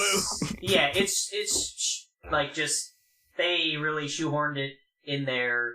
Like it could have literally been anyone else. Yeah, it could have been Jimmy Woo, or it could have been Darcy, or it could have been just like somebody, like I don't know, a nameless sword agent who was like, hey, maybe we should try diplomacy instead of trying to like bomb a god. Being. Like maybe we negotiate with this god instead of trying to bomb it. You know, like no one was on that side except Monica and I guess Jimmy. You know, like Aaron. But what was the negotiation? Even when it's brought ahead to her at the end, like what she's doing, she's like, well, no, everything was fine. Like, what are you talking about? Like, I don't know that there was much negotiating that could have been done either. You gotta try, right? I mean, like, I don't think we'll never know because, like, Right. all the trust that was built up, if there was any trust built up by like Monica and everything else, as soon as like Sword takes a hardline stance of like, and also Sword, the people who are like ripping apart Vision, like if she has any memories of that or whatever, like She doesn't like it. anything Sword is gonna do violently is no bueno, you know. She doesn't have a memory of that, though. Agatha has to show her what happened. She repressed it. Vision's body. Yeah, right. It seemed like as soon as she saw the like Sword logo on that little, it was a drone, but it turned into a little helicopter or whatever else. Like Sure. that sparked something. So there was some recognition of Sword bad or Sword significant, like Subconscious kind of thing. right. I just think like if you look watch like even like crime TV shows, I think it's a common trope of let's like minimize it to like say like a bank robbery where there's always like the protagonist, good person, wants to negotiate, and then there's the other side where management's just like, oh no, let's just shoot them, and they're always seen in a negative light. I think Rambo is just supposed to be the more positive side of that, probably to highlight that she's got the qualities of a superhero willing to fight for something. Now I'm sure, like, if you think about it, if you pass the surface, then yeah, she's doing it at the expense of 3,000 people. Yes. But I don't think so much of the show is meant to be anything more than surface writing or thinking. So Yeah. Digging deep. Josh, My memory might be a little hazy, but isn't that scene? Doesn't Rambo try to negotiate with her? She's like, "No, I'm not negotiating," and then they try to attack her. That's my memory of the scene.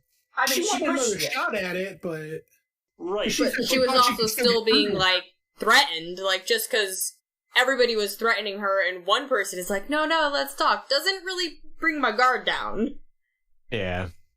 I don't remember the scene exactly. Yeah, I don't think There was a Shield. lot of guns. Yeah, she was also like Monica was No. doing her own thing aside from aside from Sword.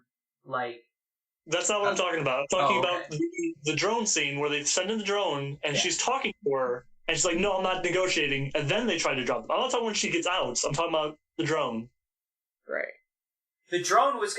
I don't think Monica was a distraction in that. Sword was always going to bomb, and I think furthermore, Hayward was Hayward. always Sure, he's the villain of this. The quote unquote villain. but also I think it's We're talking about the diplomacy aspect of it. Didn't Rambo try diplomacy? And she's like, "No, I'm not negotiating." And then they did that. Like, regardless of Hayward's other motives, she showed a willingness to not negotiate. No, so if we do want to go back, so she's already in there, but accidentally. Monica was already in there accidentally, completely, like, Sword had nothing to do with it, before that. And, she does try to negotiate, and Wanda pushes her out, like, via powers or whatever. At no point is it, to me, it was never like, oh, okay, well, we tried that way, now we're gonna try the hard way. No, it was like, if you could get back in there and, like, convince her to, like, talk to you, we're gonna bomb her at the same time, and, also, you're there, too, like, who like, I feel like they didn't even care that she was there, like, that bomb would have went off and killed, Monica as well. And all the 3,000 people in there. Yeah, I don't think they cared about the 3,000 people, collateral damage of any kind. It was literally just, we want to kill this god, and we think a bomb is going to do that. I must be misremembering the scene because I don't remember Monica being there. I remember it just being the drone they're using radio. This is when they're using all the technology to try to, like, pick up on their signals, like the radio waves and all that. Forget what her name is, but, like, she's, like, you know, this is when they find out that it's a sitcom. They're, like, watching it on the TV. Like, they figure out a frequency. So. Maybe I am right. Was Monica not there in that scene? Monica gets her powers, talks to Wanda, is trying to talk to her, and then there's a drone, and which goes on to power Vision. I thought the drone was out before this. At one point, it is. There is an early episode where that was a recon drone. That one. It was still a threatening thing, in my opinion. Yeah. Well, that's just them not knowing what's going on. That first one, like they're trying to get what's going on inside this force field or whatever. Wow. Then when Monica goes, she's left. She's been jettisoned out. She goes back in after the stupid fucking tank. Yeah. Oh, right, because that super important person that finally showed up. Oh yeah, like it. Hated just, that. Yeah, I just know somebody who's got a cool fucking car that's gonna get us in this. That was the most upsetting thing in my mind. The like aerospace engineer, we care, all of the theories about Reed Richards and everything else, and to the last episode, I was like, oh, that aerospace engineer is going to show up, and it's going to be whether it's Reed Richards or it's just I don't know, it's someone else. It's someone. Nope. They already showed you, and it was that like corporal from the Air Force or something. Just a person who brought you a truck. Oh, yeah, that was frustrating. That was super frustrating. Well, super scroll. So we ain't even in the same fucking No, we ain't. Oh. I think you're on mute, the Aaron. animated, X-Men animated series. What's up, Aaron? That was it. Nothing. Okay. Hey, I'm done. You were turning off the mute with your hand. So, I mean, can we move on to the end? I guess we haven't really talked about the end in depth. Scroll invasion. Yeah, we can talk about. We've touched on the finale in depth, but we haven't got. We got 2 post-credit scenes. And where does this leave us? Is that what MCU? Kayla wants to talk about? Or is there? I think we are. Did we really talk about the end? I don't know. We had a big climactic battle. We touched. I'm on upset that. Okay, where'd White Vision go? Like that was just nothing. That should have been an end credit scene. I think he's going to see Doctor Strange. Sure. Give me a little teaser on that. Like, I obviously knew Wanda's still alive and gonna go do something. We saw her walk away. Why did that need to be an end credit scene? She was hanging out in a mountain cabin. Talking to the devil. Those were the things that, like, I thought were lacking at the end. I like that last scene with Wanda. Yeah, before the Wanda thing, to the White Vision aspect of it, I did feel a little weird. I wanted something to happen with an end credit scene or something in the last minute or something, just because he leaves like midway through the episode. They have the logic battle. He flies off, and you don't see him ever again. Like, he's not mentioned at all. He's not, like by Sword, by Wanda, by anything. He's just gone. And you've got another 15 to 20 minutes plus 2 end credit scenes where, he's not mentioned, and it's just like, I thought I wanted something, something. I think the WandaVision that's in the hex gives him, like, lets him know what to do. Like, hey, it's like a Doctor Strange 1 in 10 million outcome kind of thing. Like, this is what you need to do. Like, go now. And I think it's just left as that. What do you think what is that? What is he Go going get to do? Doctor Strange. We need a magic dude. We need someone who knows. We need somebody who knows about like how to get Wanda back, because she's gone too far where she's not the same Wanda from Ultron or anything like that. She's okay. She's on the dark side now. She's hanging out with the devil too much. She's reading that book. Yeah, it's interesting. I didn't get that, but maybe that's exactly what they were going to. Well, I mean, it's the all older. these things are just things that regurgitate into other things. Yeah. And Doctor Strange is like the magic dude. He's like Sorcerer Supreme. So who do you go to? Who knows magic? Who they reference? Agatha references. Yeah. I was wondering. So that is his title. She said like, oh, the Scarlet Witch is more powerful than the Sorcerer Supreme. Sorcerer Supreme. And I was like, oh, is that who that is? Yes. Okay. Gotcha. I wasn't sure because they use that term also in like American Horror Story Coven. They use that term as well, just for like the most powerful witch is. Words like, exist there. Yeah. It just means you get sour cream and tomatoes. That's all it really is.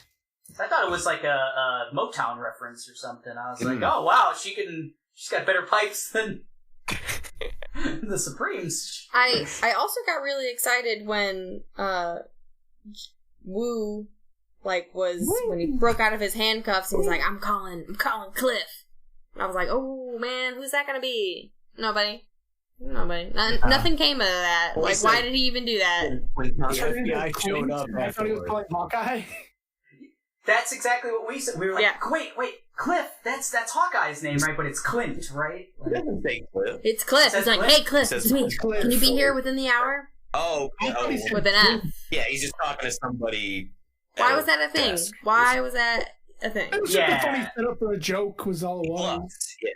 Because he was bluffing saying he did call him, and then after he was already in cuffs, he calls him. So Yeah. Here in an hour, like with a Right. pizza. Wow. It was just like he specifically says Cliff like super loud, like you're supposed to know what. Right. Unless I didn't get like maybe Cliff is his partner or something in like Ant-Man. I don't maybe I don't know, but like it is so. You didn't rewatch Ant-Man after? No, I didn't. In preparation for WandaVision? Like in the Woovers here? The MC Woo.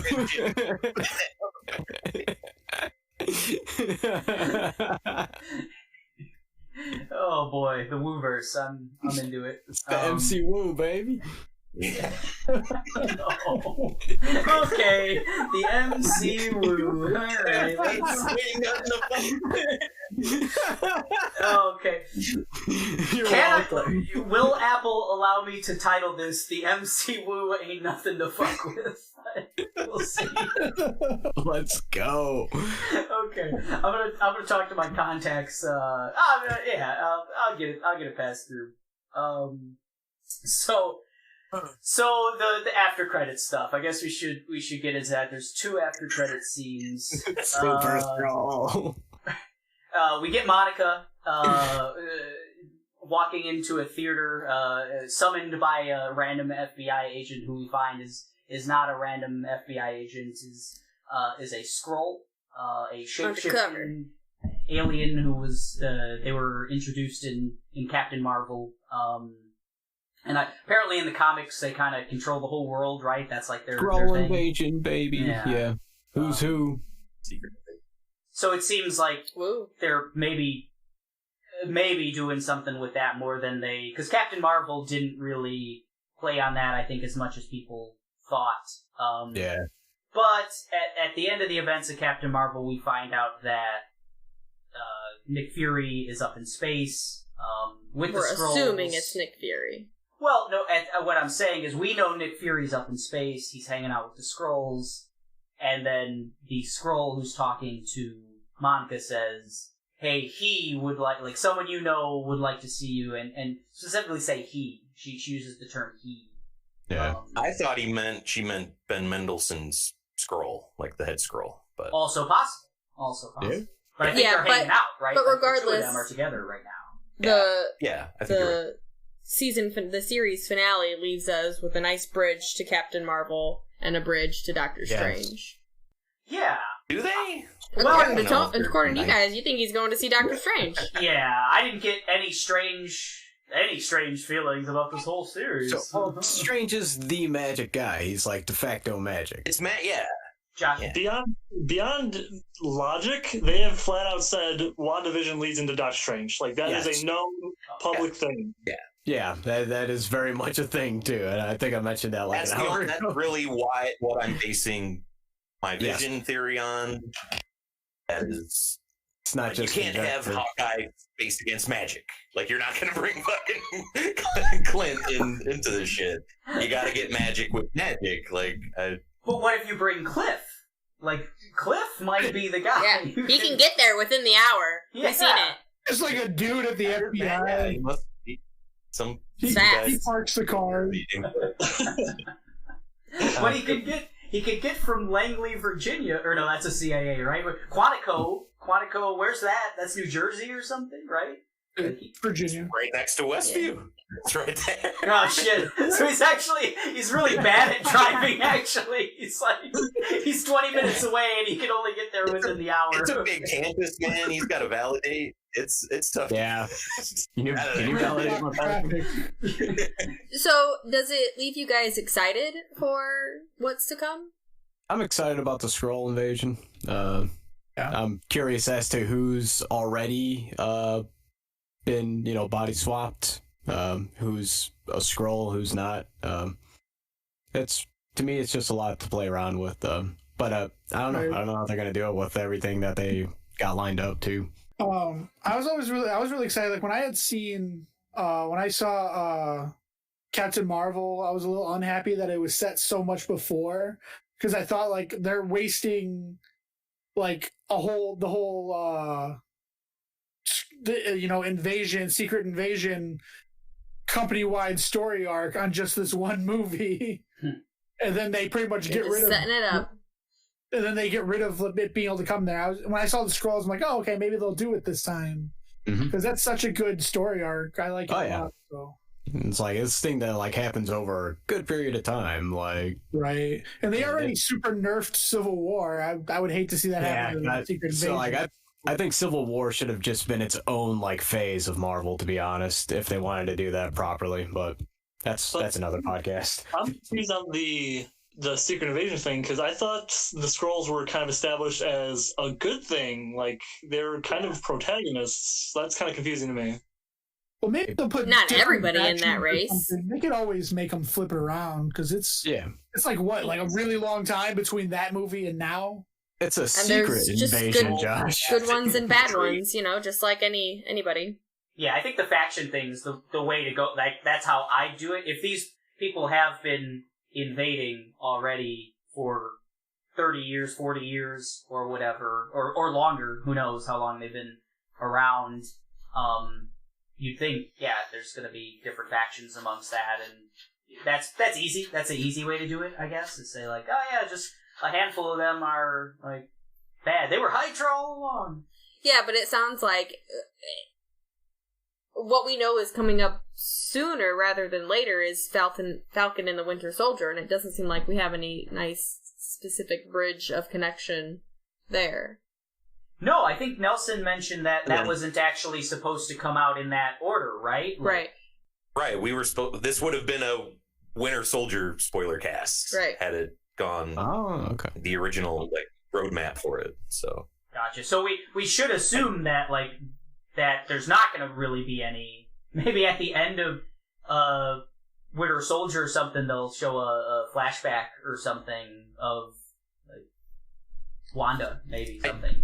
I don't think there's going to be a big Thanos-y thing.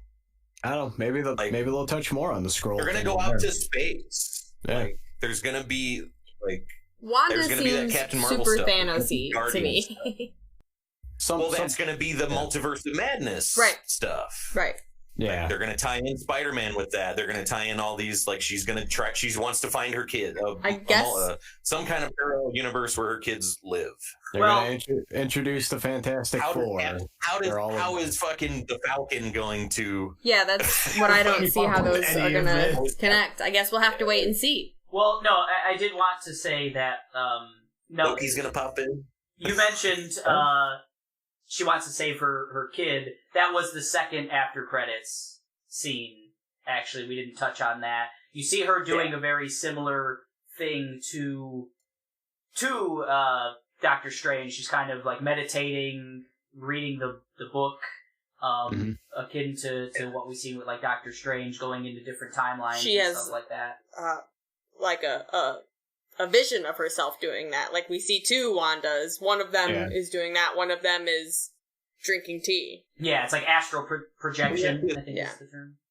You have to assume she's being watched constantly. They know where Wanda is, S.H.I.E.L.D. or whoever, and she's just putting that nice, yeah. Wanda out there to put out. Yeah, not even Edward Norton could hide from the government. But the final thing we hear is her child, like saying "help me," I think, or "save me," or something like that. Yeah. Sure. Whatever you want. Aaron, the only one of us who has children doesn't seem too impressed. It's all speculation. I don't know if they're good. I didn't like those kids because we'll also keep in mind that they were just born out of her love of sitcoms, because even their personalities are based upon stereotypical siblings from a sitcom. So it's not like they're growable characters. That's why I think it's going to be a little weird if they try to work in those kids into being actual characters in the... Speed and Wiccan is who you're talking about. Those are their superhero names, I believe. What's up, Josh? But if we're going into further theories on where it's going to go, that could easily be where they're going to go with Wanda, is that she's obsessed with these fake kids, leads to more mental breakdown, somebody takes control of her, etc., etc. Yeah, girl needs therapy. Yeah, they have Wanda in their back pocket. I guess Mephisto or somebody could be manipulating or using the sounds of her kids saying, help me. Yeah, right. They got like a million devil characters in Marvel that all use magic. They can just pull one. They've introduced Dormammu. It's like he can just be all of them bundled up into one. Wouldn't it be just easier in logistically and easier to everyone's palate to just do, hey, Wanda, the full-on villain turn, Wanda has to be stopped. That's the new big bad. Doesn't this tend to lend itself? Just stop from what? Yeah. Worse than what she's done. She's just studying. She just, she's just no, reading but I never heard nobody. So somebody. she's crazy about her kids or whatever, and if they're in danger, even in an alternate reality or something, she's gonna tear a hole in reality or something like that. Yeah. And she's already proven herself. She's proven herself that part of her power is on par with the Infinity Gauntlet in the MCU. She can warp reality. So. And you mentioned in the comics that she wipes out half of the mutant race. So 98%. Sounds very Thanos-y to me. Everyone does everything in the comics. True. True. That is true too. But she's the most Xavier and Magneto form Onslaught, and they destroy a lot of shit. It's like they're every couple of years they just throw one of those big events where all right, this is the next big baddie where everybody just cross-ins. Right now it's or recently it was Null, the symbiote god. It was and then there's also right now in the comics it's Darcy and Wu. They combine to form. Woozy! I love Woozy! Okay, I love Woozy. Okay. Okay. Well, we got a lot of taglines. Do you guys have any favorite moments of the show? I loved all the openings pretty much, except for there's one, I think it's episode 7. It's an office, the office kind of opening, Modern Family, which it's just a low key thing. Sitcoms don't really do big bombastic openings anymore. But yeah, the Growing Pains / Family Ties opening from the 80s one, the full-on Malcolm in the Middle opening from episode 6. Loved when they leaned into the weird stuff like that. But I actually really like when they did the whole little montage, which like I'm not sure I liked the actual story twist of it. Like, oh, it's been Agatha the whole time, but her whole little montage where they showed like her point of view when it was all happening, like we were talking about when we were talking on the outside of town, where she suddenly fixes her makeup and then goes back to acting crazy. I really like that like couple minutes that they did right there. I thought that was really cool and well done. Josh, what did you hate the least? Ooh. The image, the camera on the ground looking up, and the two visions slowly circling each other, and that will live with me for the rest of my life. I love that because they're like thrusting their crotches at each other. It's great. Logically thrusting. Logic. Exactly. You read that a little different than I did, Tomas. If you stop the when Wanda, sorry to interrupt, when Wanda is like manifesting Vision back into this world, if you stop it, he's got a massive like dong. Like like a weird essence dong. That's here. Yeah, so, thick boy. Yeah. Not gonna write weird essence dong down. Come on. Yeah. You have to keep in mind that like Wanda's making this version of Vision, so it's her ideal version of him. Why not endow him well? Absolutely. But the biggest question is, okay, yeah, of course she's gonna give him a giant essence dong. Yes. Well, that's a Watchmen reference, I think. Right. But did Sword give White Vision as large a dong? No dong. He was made from the parts that he had previously, weapon. Wasn't he? Yeah. He's the ultimate weapon, together. so... Ultimate weapon. I don't know. The That's what it question was all about. It was about recovering the dong from the real. It's too powerful. The Infinity Dong. Do you guys? How active is Kevin Feige on Twitter? Can we maybe at him figure out about the White Vision? The White Vision ain't it? Speaking of social media reaction, like I finished the show and then I was online and I saw like Kevin Smith's post where he's like got tears in his eyes talking about how much he loved the show. Like I don't know what he was so I know he's a huge comic book fan, so obviously it means a lot to him. Yeah. But I did not watch the end of that and think like and I'm a big crier when it comes to movies. I cry in rom-coms and all kinds of stuff. But I did not feel any like emotional tug at all at the end of that movie. And he's posting this picture where his eyes are all red and he's like, "Oh, that was so perfect." I liked when Paul Bettany's like, they're saying goodbye and his ex is closing in, and he's like, I was a voice with no body at one point. I was this without this. Well, and then it's a double-edged sword of, well, there's still Vision's still alive. There's a fucking Vision out there. So there is a Vision. Right. The goodbye did little for me. Smaller Mike, you kind of touched on like what my favorite parts of the show was like the fact that I know Vision is like this like manifestation of like what Wanda wanted him to be and all that, but like I think like because he was just a part in this, I don't feel like he was at any fault at all. Yeah, the biggest. But that end part kind of like, I thought it was touching. I thought like his dynamic as like a caring partner and like just an all-around good guy. I enjoyed those sweeter moments between them. Like he was kind of like this grounding anchor, like even though he like caught on to the that this was that he still played the role of like, this is the person I care for. I'm going to do everything to make her, like I know what she's doing is wrong, but I want to try to keep her anchored and grounded and let her know that I'm there for her. And I enjoyed those moments. As bad as it is feeding into like the, the codependency issues that Wanda has with him, and you can go on forever and ever about that. But, I thought Vision as a character was fleshed out fairly well. I enjoyed him, but I enjoyed that probably more because I was watching it with my girlfriend too. So your cold heart didn't melt, Josh, right? Really quickly, though, I disagree about the Vision being the biggest part of the show, but he was certainly the girthiest. Meek shall inherit the girth, you know? Yeah, he was boy. like, that was fine. Whatever. I'll take it. Yeah, the ending didn't hit me emotionally. Kevin Smith is just kind of that guy. Like, you show him a comic book, anything, he's a stan. Yeah. Oh man, he's the Stan, silent Stan.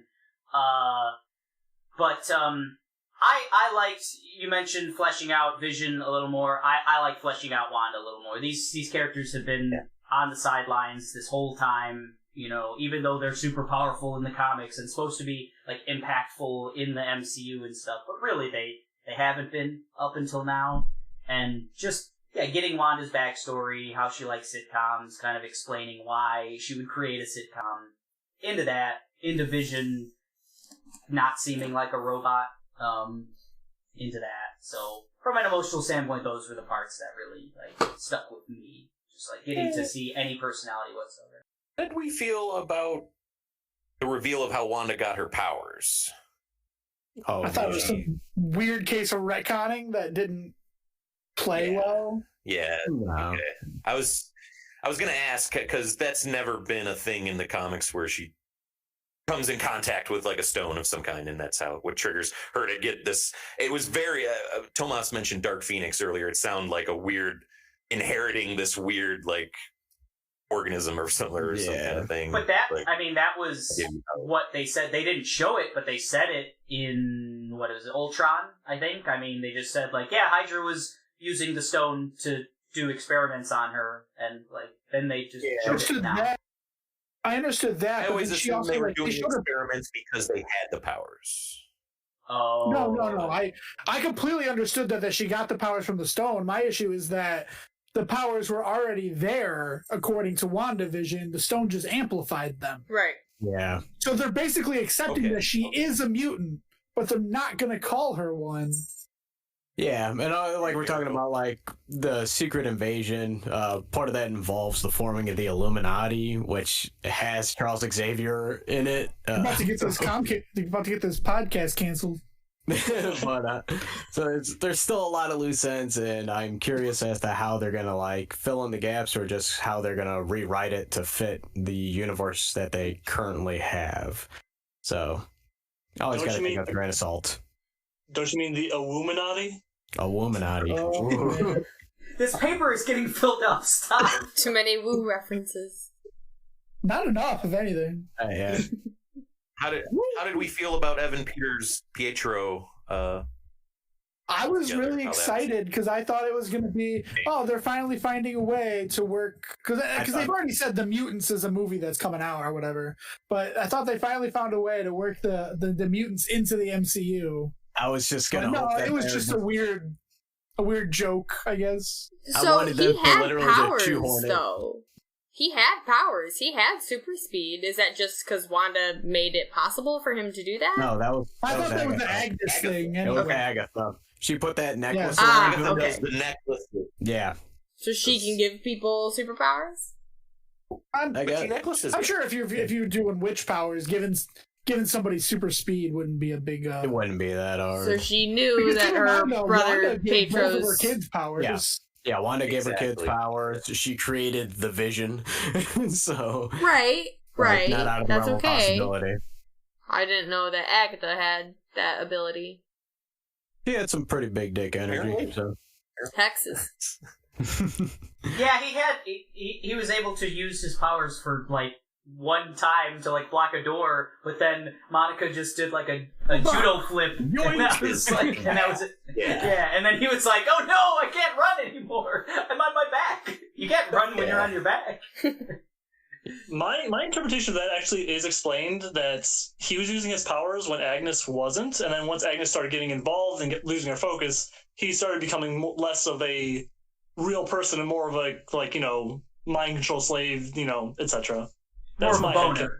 So I was just thinking that Agnes is speaking through him, like in that episode 6 when they're sitting on the haystacks or whatever, and he's like, Yeah, I think it's really cool what you got going on here. You know, you put all the kids to sleep all the time. You know, I don't know how you do it. That was Agnes just projecting through him. Yeah, I guess so. Makes sense. So, yeah. My interpretation. But No, I think you're right. You're right. I was really hoping that they were just gonna shoehorn it like okay, we're just dropping this guy in. Mutants exist now. Like, rip the Band-Aid. Right. Let's move forward. Let's do it on this. Not an actual movie. Cyclops just burst through the door. I knew they weren't going to go full X-Men, but it was still really cool to just see a fucking X-Men up there. Somehow it just dropped the X gene in there. It's like, and not just that's I talked about patronizing earlier. Like but it's really nothing. It's just like the other guy, his body was really fucked up, so just invented this dude that has nothing to do with anything unless you know. So maybe the bomb they drop is a Terrigen Mist bomb, which activates the X gene. Boom. Let's go. That they were gonna use it, like they brought him in, and they were gonna use it to link him to like Magneto or something. Because because in the comics they are Magneto's children. Yes. So I thought that's how they were gonna bring it in. They were like, oh well, it turns out you actually have powers because of Magneto, and that would have been cool. Actually, Quicksilver. He was. But oh man, if they brought Magneto instead of Quicksilver, oof. I just feel like they're taking the easy. That I was super disappointed in that it just didn't go anywhere. It was just like, why is this dude even had so much here? I feel like that's the whole. You're like, ooh, no. Yeah, Ooh, it was. no. Yeah, it was an Easter egg, and it was cute for a second. I was like, oh, that's wild. Like when that. I enjoyed Uncle Pietro. Yeah, but like as soon as you found out, it's just like, eh. But like they're going the easy way in all of this. I think if you guys are getting your hopes up of like weird, twisty, we're gonna Magneto or we're gonna do all this crazy stuff, like no, like we've already established Wanda got her powers by a Soul Stone Hydra thing. Want Magneto, damn it. Sure, but like when they show her with her powers, she had them already. She used a hex to stop the bomb from exploding. Right. So she already had powers. That's why another reason I thought like, oh, okay, they're actually making her a mutant. But no, she just has magic, I guess. To be fair, we know the hex thing because Agnes said it, and Agnes may be an unreliable narrator. Yeah, I took it as like speculation. I didn't see that as her having the power. I think the bomb was a dud. Like, A dud. Like, That's what they say. She was going through her like memories to see like what had happened. She's like, "Oh, you put a thing on here." And she's like, "I didn't," because she wasn't accepting that because she was never taught magic. She wasn't using magic. It was just innate powers. But the whole thing that they're making the Scarlet Witch is that she uses the power, the magic innately, stuff that other people have to learn. So reflexively, she stopped the bomb from exploding.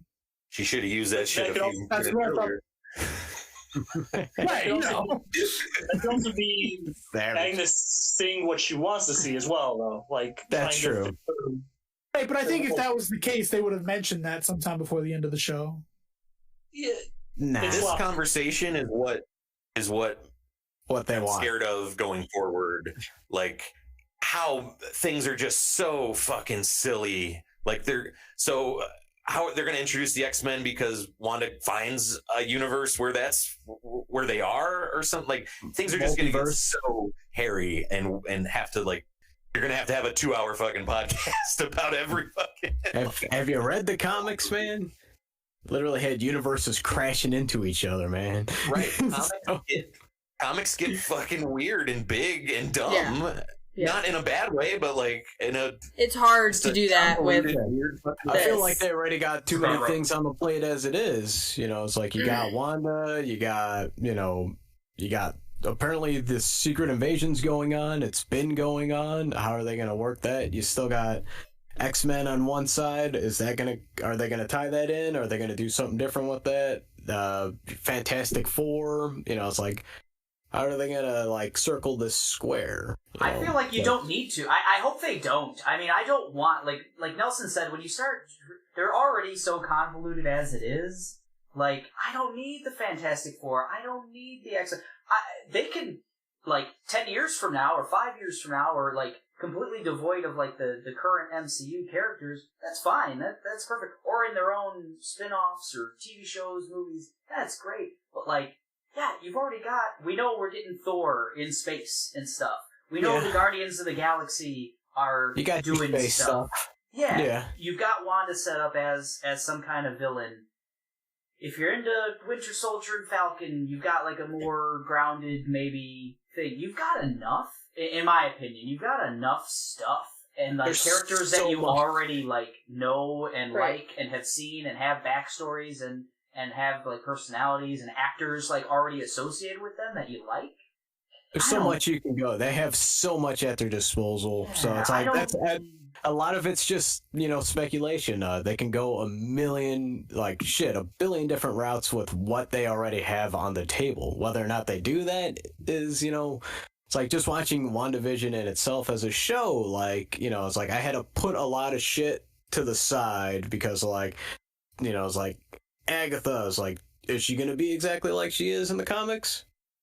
Fuck no. It's like I should already expect that, going forward. Gotta lower your expectations. Like, yeah, and it's like, and that's what I had to do. Like, even just like to enjoy the show, like at certain points, because like, in a lot of ways, like I want it to go.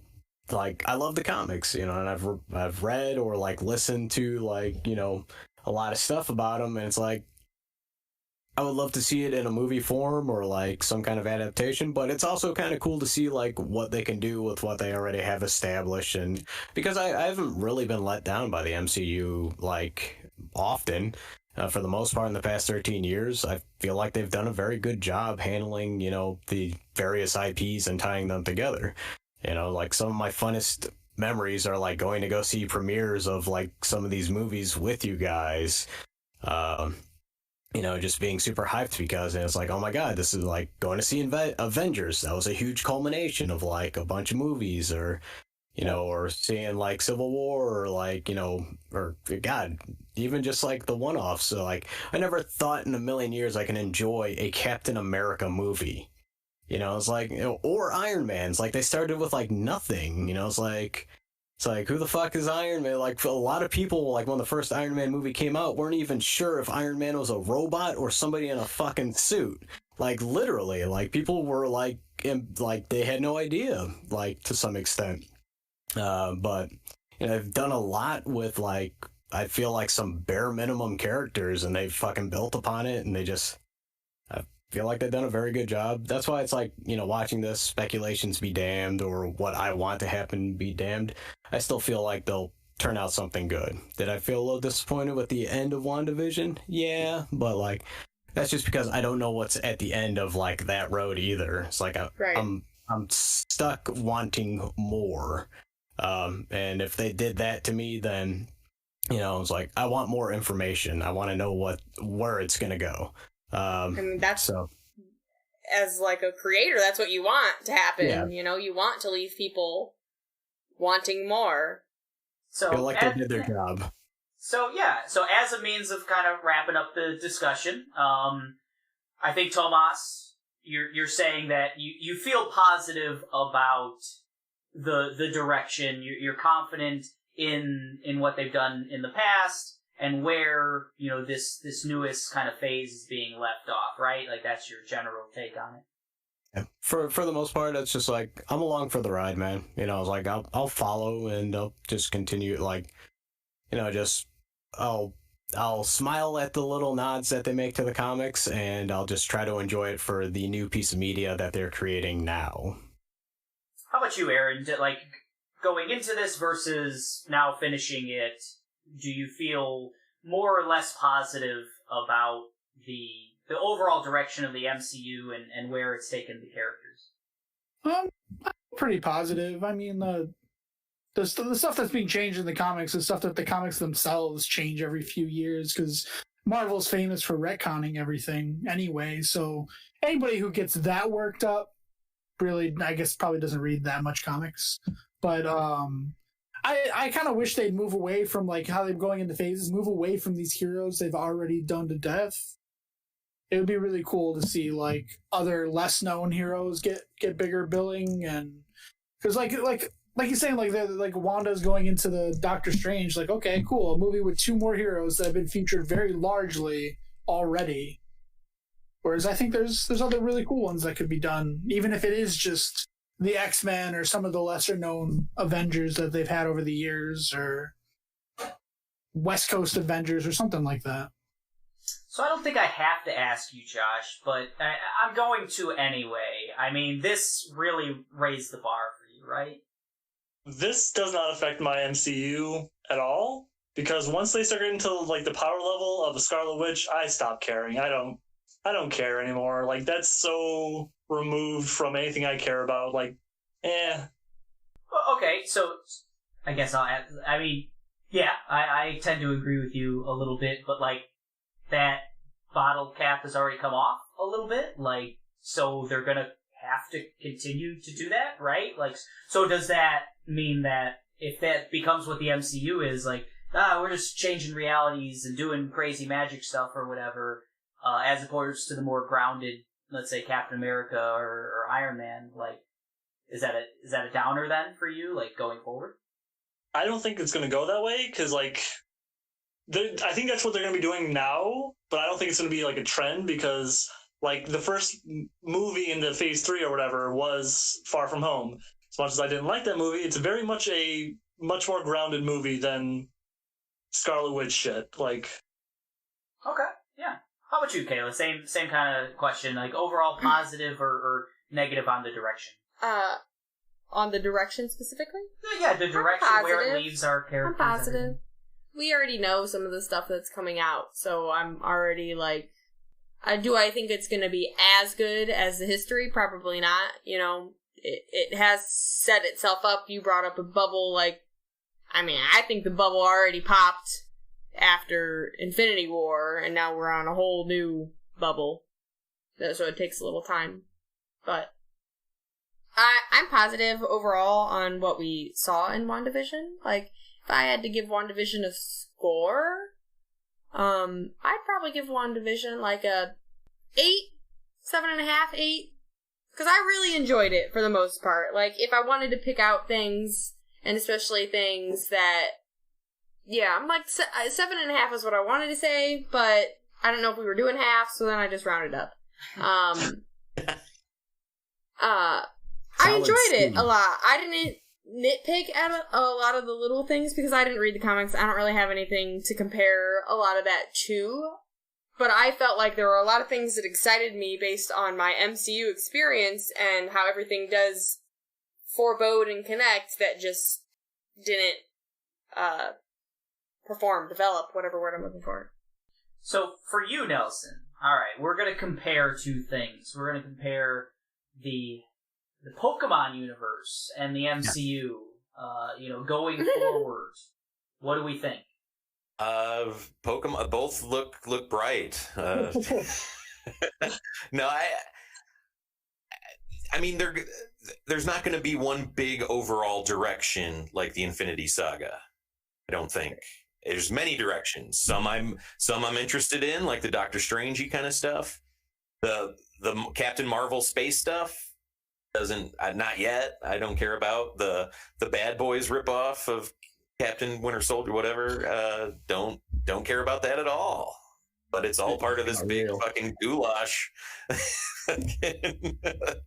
And right, the bubble burst. We're onto something new. I think it would have been a better movie. I'm interested to see how the hype cycle affects their shit going forward, because people were really, after every episode, really building up, kind of similar to like a Game of Thrones. What happened with them? Like, this thing is so huge and so many people want it to be so many things, and if you give them week to week, you're just going to be let down. Because I wonder if they're going to do like a binge model, maybe going forward. So I know I mentioned a score. Should we go around, say a score, and wrap it up? Everyone did their. I know they did it in the screen, but you're right. We don't show anybody any of that. Yeah, it's so a 7 overall. Yeah. I say 6. Tomas? I'm gonna go with the 7. C's get degrees. 7. I'm gonna go with a 4. Eric? I really hated the ending. 4.0, right? It was a 7. It was a 7 for me. I liked more of it than I disliked overall. I did want. I made that Pokemon reference to Nelson because we discussed that in our last episode. But I do feel like something we discussed in our last episode was how Pokemon continues to attract the next generation of fans, right? Yeah. I'm a little concerned that the MCU, when I say a bubble that it's building, I'm a little concerned that they might have trouble. You know, like Tomas's girlfriend, as an example, is a novice to the thing. Can't jump in. It seems like every time they put something new, they had an opportunity here with WandaVision. You know, I think like Nelson's version of WandaVision would be like a one-off, very like self-contained thing that you didn't even need to really be a fan of the MCU or know anything about it, and you'd still enjoy it. This was not that. I don't think this was that whatsoever. I think you needed to be a fan, needed to know these characters, needed to care about these characters or their direction. And I'm concerned. I'm concerned that that's like Marvel continues to show their hand. That's what they're doing. Every new thing that they're going to come out is going to build on the last and not stand on its own. To Josh's point, you know. What's up, Tomas? They're playing with house money at this point. Oh, sorry. Go ahead, Tom. No, you're good. It's just you mentioned my girlfriend's reaction to it, and I just wanted to make the point. I was like, I'm talking to my girlfriend. I'm like, we can go back and watch all the movies so that you can understand what's going on. And she has like little to no interest in doing that. She's like, I was just more concerned and focused about these characters, Wanda and Vision. And I wanted there to be another season. I wanted to continue watching this story. So, yeah, I think Eric can make a very good point in that regard. You're right. They're playing with house money, Mike. I mean, the next movie that they release is probably going to make a ton of money or whatever else. But I think there could be a diminishing return on that. You know, people feeling that it's getting stale, like the fans, like us, potentially losing interest and then struggling to gain new people. Yeah, that's I guess my biggest thing. Yeah, that's an interesting thought. But I would say that wraps up our deep dive into WandaVision.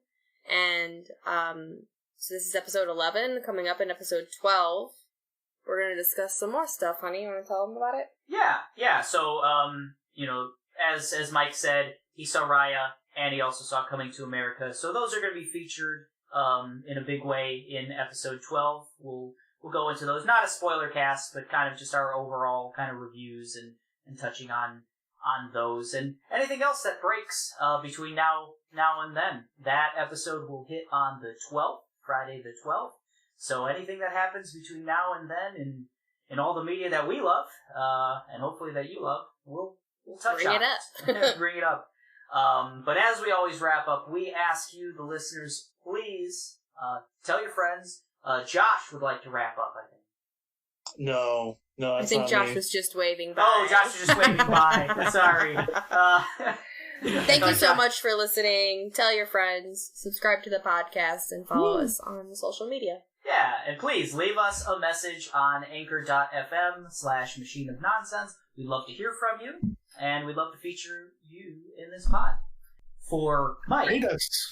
Rate us. Yeah, yes, definitely. Please, on all your podcast apps. But mostly Apple. I think Apple matters the most. But for Aaron, for Josh, for Kayla, for Mike, for Tomas, this is Eric.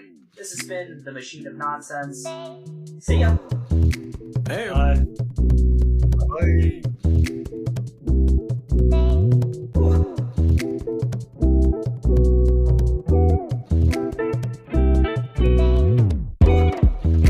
Hey there. It's the Machine of Oh boy. Nonsense. Machine of nonsense, baby. Digimon.